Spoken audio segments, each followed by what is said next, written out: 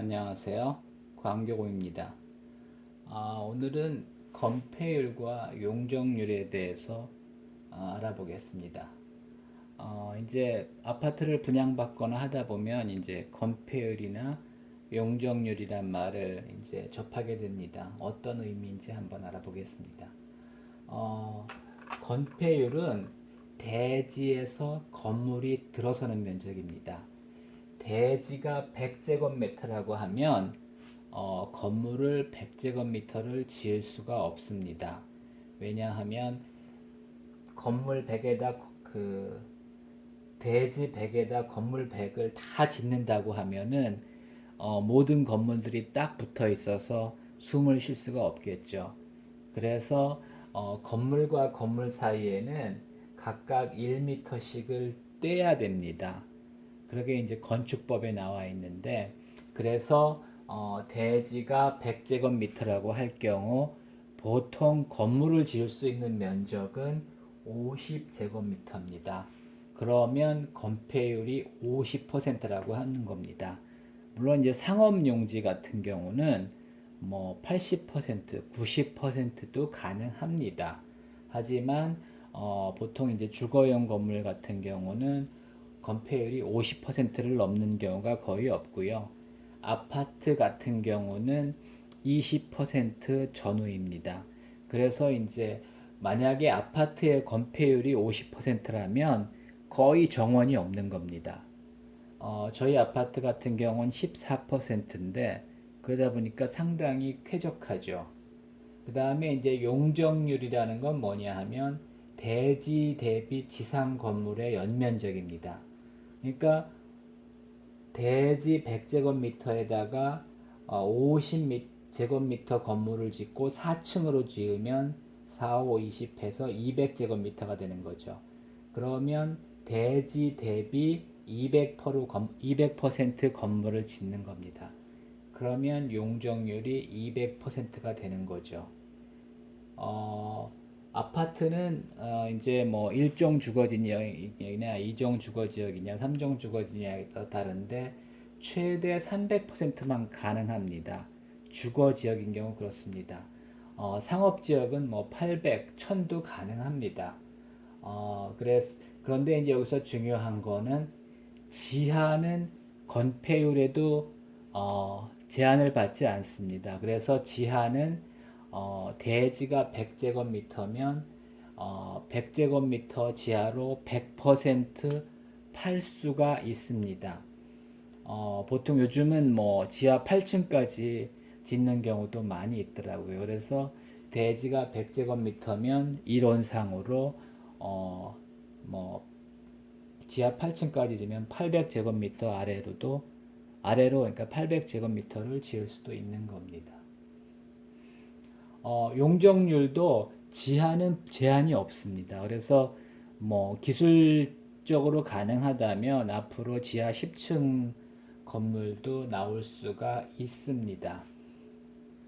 어, 용적률이 200% 정도면 건물이 그렇게 답답하지 않습니다. 근데 이제 여러분들이 어떤 아파트가 보면 굉장히 답답한 닭장 아파트라 그러죠. 이제 그런 데 가시면 300m, 300%가 넘는 겁니다.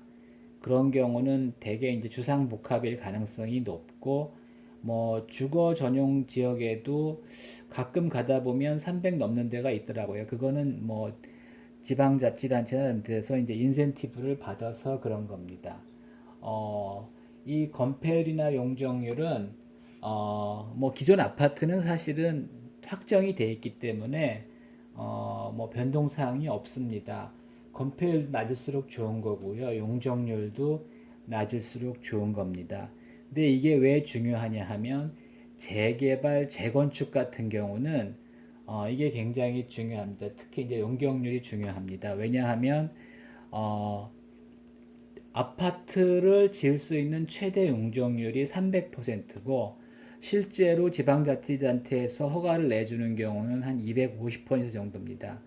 그러다 보니까 기존 재개발이나 재건축 아파트를 새로 짓는다고 할 경우에 용적률이 낮아야 재개발, 재건축이 쉽습니다. 예를 들면은 현재 용적률이 150%면 대지 대비 150% 건물이 지어져 있다는 거죠. 근데 이거를 이제 250%로 올리면은 100%를 더 지을 수 있는 겁니다.